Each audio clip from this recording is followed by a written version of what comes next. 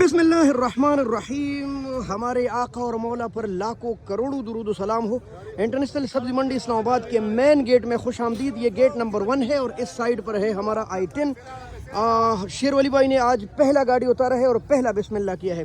भाई ये लाल है या कच्चे है और इस वक्त इनके रेट क्या चल रहे हैं टन मन के हिसाब से और पूरी गाड़ी के रेट कितने दाने हैं वही तो आइए देखते हैं आपको।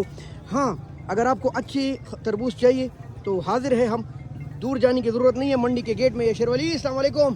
वालेकुम सलाम। माशाल्लाह पहला बिस्मिल्लाह ही ज़बरदस्त किया। दाने बड़े प्यारे हैं। अल्हम्दुलिल्लाह सुभान अल्लाह।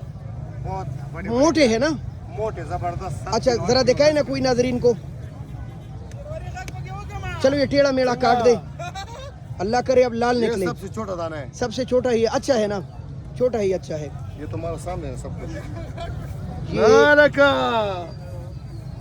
ये माल देखो, लाल देखो, ये सारा गाड़ियों सी। ये हम लाइव आपकी दिखा रहे हैं, ठीक है? वीडियो में कोई कट कुट नहीं है। अच्छा रेट क्या है आप बताए ना? ये रेट 2200 रुपए का जी। 2200 रुपए मन। 2200 रुपए मन। अच्छा गाड़ी में कितना वजन है और क्या दिखाए जरा? मीठा भी है। ये बिस्मिल्लाह व अला बरकतिल्लाह।